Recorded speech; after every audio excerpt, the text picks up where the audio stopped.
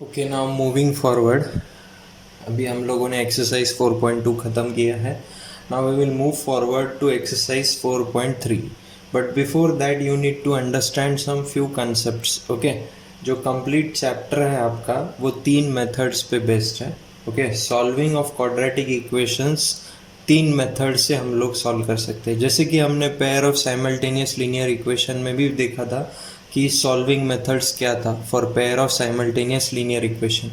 2 basic method था, एक algebraic और ग्राफिकल। और algebraic method was further classified into 3 types: substitution method, elimination method और क्रॉस मल्टीप्लिकेशन मेथड। वैसे ही यहाँ पे भी solving of quadratic equation 3 method से आप लोगों का।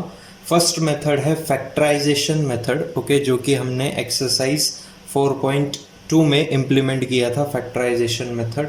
नेक्स्ट है आपका कंप्लीटिंग स्क्वायर मेथड और यूजिंग क्वाड्रेटिक इक्वेशन फॉर्मूला। ये 3 मेथड्स है आपको for solving of quadratic equation. Okay, तो अभी हम लोगों ने फैक्टराइजेशन मेथड स्टडी कर लिया है। अभी हम लोग स्टडी करेंगे completing square method. Okay, so first of all आप लोग स्टेप्स देख लो पहले। कंप्लीटिंग स्क्वायर मेथड का स्टेप्स क्या क्या होता है। स्टेप 1 होता है arrange the quadratic equation in general form. Okay, आपको जो इक्वेशन गिवन है उसको आप जनरल फॉर्म में अरेंज करते हो, like ax square plus bx plus c which is equal to 0 and one condition is there a should not be equal to 0। Step 2 में आप क्या करते हो, make the coefficient of x square unity, यानी a वाला जो term है, a वाला जो वैल्यू है उसको आपको यूनिटी करना है। ओके, थर्ड स्टेप में आप लोग क्या करते हो, shift the constant term to RHS। अभी ax square plus bx plus c में कांस्टेंट टर्म क्या होता है, c कांस्टेंट होता है, तो उसको हमको RHS में शिफ्ट करना है नेक्स्ट स्टेप में। और लास्ट स्टेप है add square of half of coefficient of x on both sides of the equation. Okay, ये सारे स्टेप्स आपको इम्प्लीमेंट करना है for completing square method. Okay, जब हम लोग एक एग्जाम्पल देखेंगे उसमें आपको ठीक तरीके से समझ में आएगा कि किस तरीके से हम लोग ये सारे स्टेप्स इम्प्लीमेंट करते हैं। Now first check the example. आपका एग्जाम्पल है 9x square minus 15x plus 6 which is equal to 0। ये आपका एग्जाम्पल है, इसको हम कंप्लीटिंग स्क्वायर मेथड लगाएंगे अभी। तो अभी पहला स्टेप क्या है, arrange the quadratic equation in general form. Okay, ये ऑलरेडी जनरल फॉर्म में ही है। हमारा जनरल फॉर्म क्या होता है, ax square plus bx plus c which is equal to 0 and a should not be equal to 0। तो ये इक्वेशन ऑलरेडी जनरल फॉर्म में ही है। हम लोग नेक्स्ट स्टेप अप्लाई करते हैं, make the coefficient of x square unity. अभी एक्स स्क्वायर वाला टर्म ये है, उसका कोएफिशिएंट क्या है 9, तो इसको हमको यूनिटी लाना है। तो यूनिटी लाने के लिए हम लोग क्या करेंगे, ये 9 से कंप्लीट इक्वेशन को डिवाइड करेंगे। Okay, so make coefficient of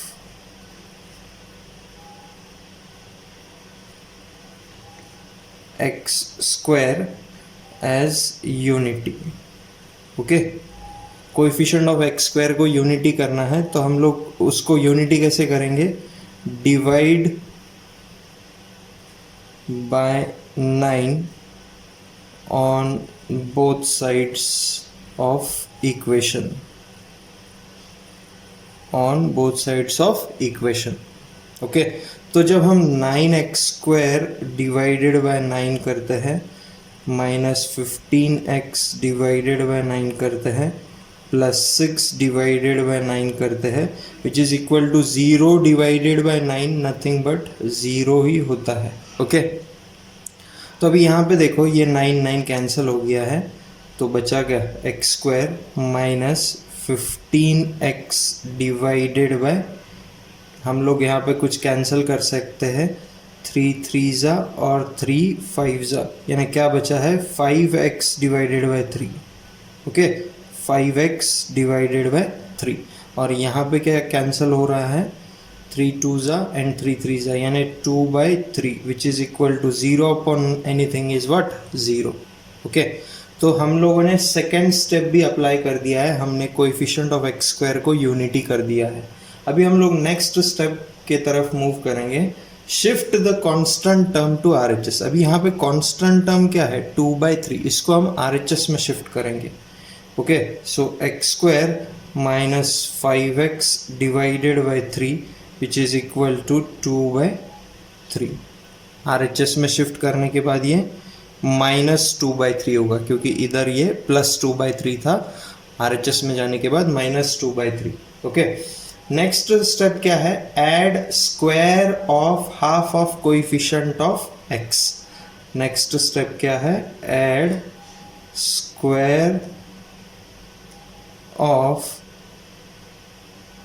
half of coefficient of x. Okay, तो हमको क्या ऐड करना है, हमें यहाँ पे ब्रैकेट में लिखेंगे।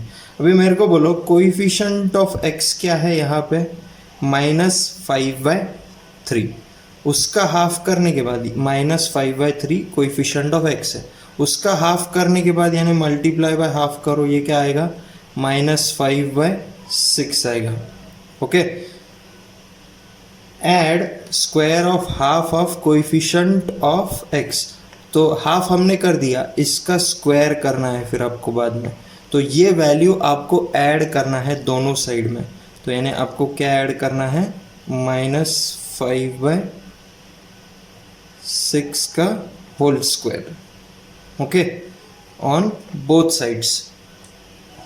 तो ये वैल्यू हम लोग अभी ऐड करते हैं, x square minus 5x divided by 3 और प्लस इन ब्रैकेट -5/6 का होल स्क्वायर।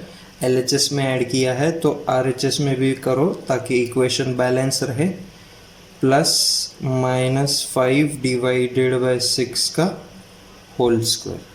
ओके, अभी हम इसको थोड़ा सॉल्व करते हैं। ये क्या होगा फिर, x square minus 5x divided by 3 plus, यहाँ पे प्लस क्यों आएगा, क्योंकि माइनस का स्क्वायर प्लस ही होता है।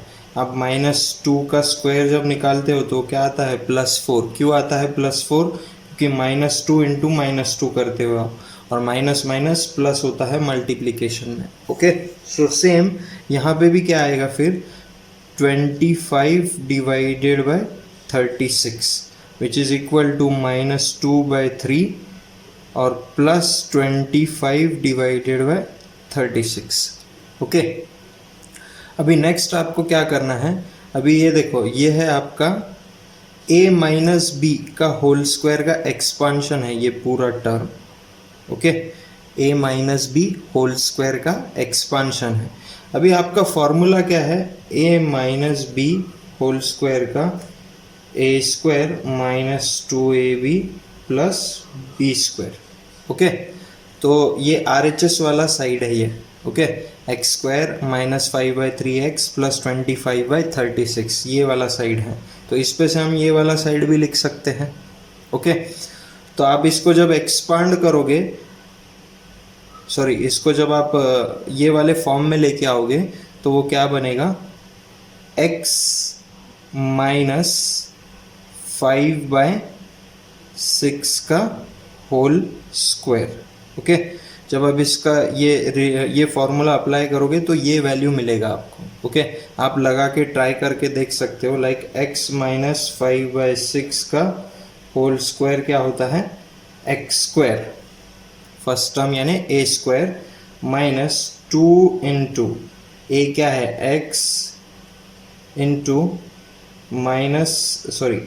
इंटू 5/6 और प्लस बी स्क्वायर क्या होगा 25 डिवाइडेड बाय 36। ओके, सो जब आप इसको सॉल्व करते हो तो ये 1 और ये 3 ये कैंसिल होता है, तो अल्टीमेटली आपको मिलता है x square minus 5x divided by 3 plus 25 divided by 36। देखो सेम आया है, तो उस पे से हमने ये लिखा है।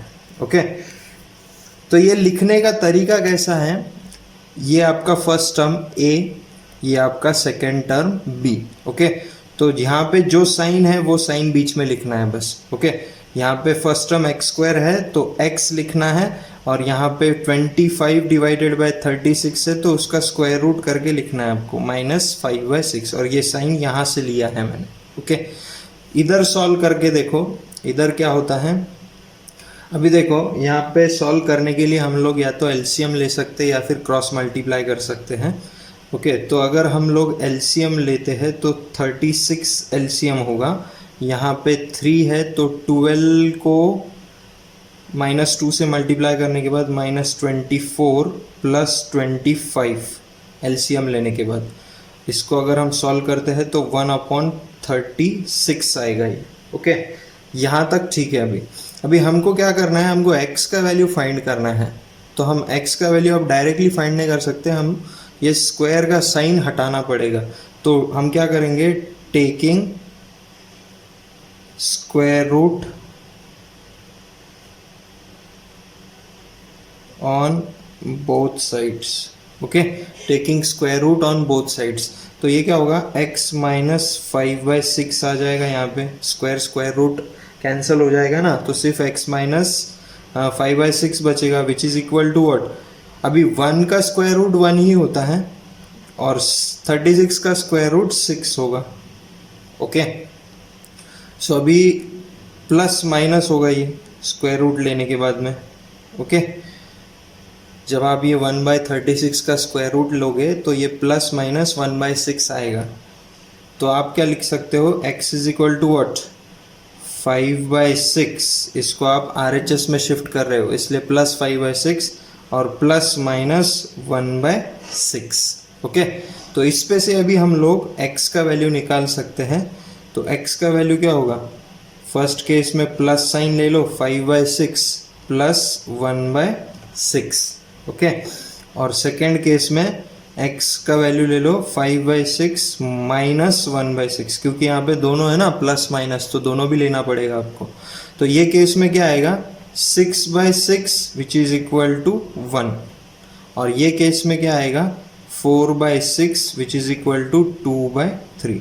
तो x के आपके वैल्यू क्या है, x इज इक्वल टू 1 और दूसरा वैल्यू है x is equal to 2/3। So this is the method of completing of square. Okay, completing square method हम इस तरीके से इम्प्लीमेंट करते हैं। आप जब 2-4 प्रॉब्लम सॉल्व करोगे तब जाके ये मेथड आपका हैंडी होगा। ओके, क्योंकि without practice to implement this method is difficult. Okay, अभी हम लोग नेक्स्ट मेथड देखेंगे। Our next method is using quadratic equation formula. Okay, बस फॉर्मूला है, वो फॉर्मूले में आपको वैल्यू प्लेस करना है और रूट्स फाइंड करना है। ओके, क्वाड्रेटिक इक्वेशन का फॉर्मूला होता है।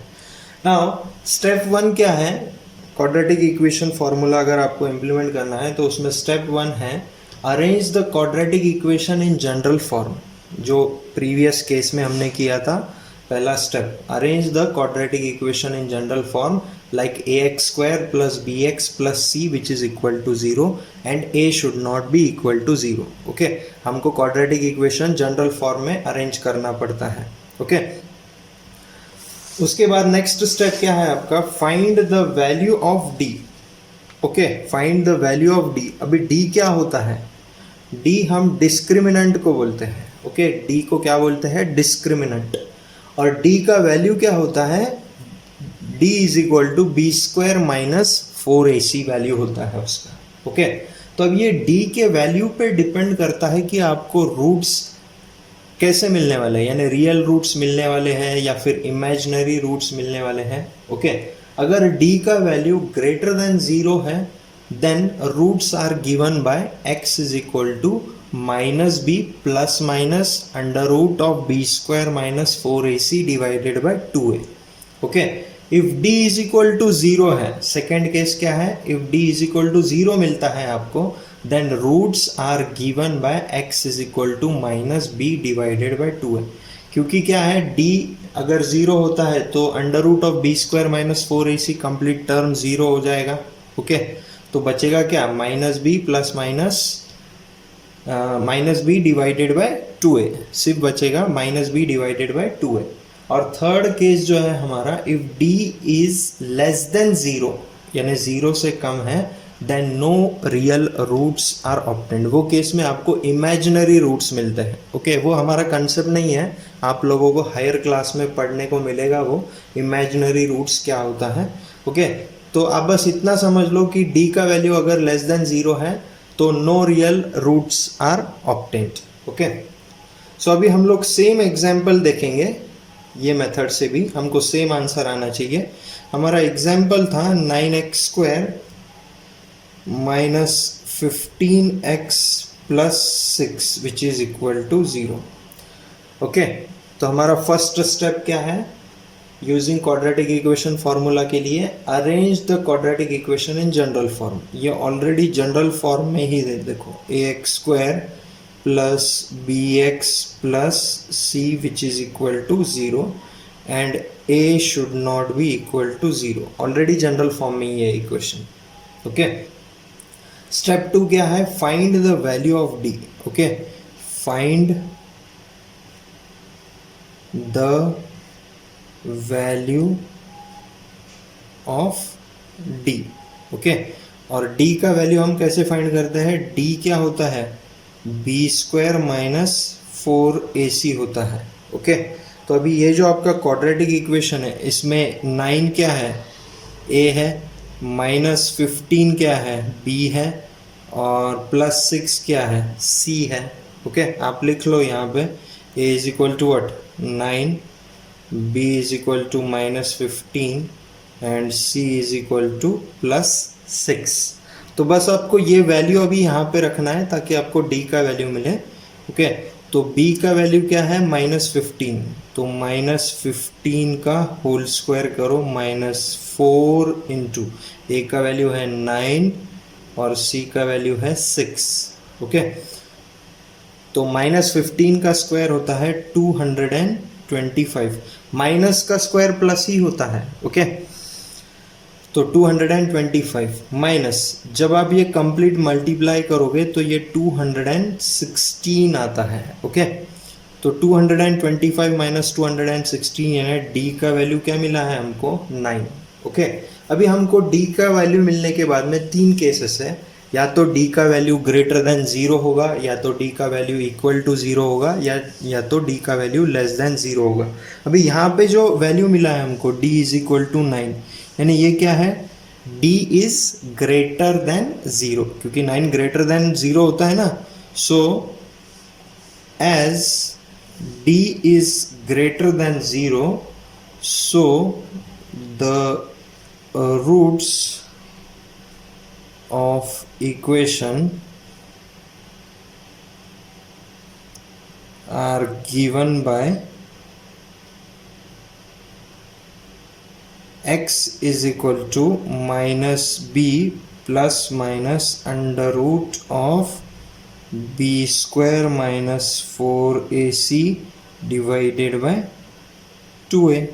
ये फॉर्मूला है, आपको याद करना पड़ेगा। ओके, अगर d ग्रेटर देन 0 होता है तो ये फॉर्मूला आपको लगाना है। अगर d इक्वल टू 0 होता तो मैं x क्या लिखता, minus B upon 2a। Okay, और अगर d लेस देन 0 होता तो हम लोग क्या बोलते, no real roots are obtained. Okay, तो अभी यहाँ पे ग्रेटर देन 0 है तो ये फॉर्मूला हमने लगा दिया है।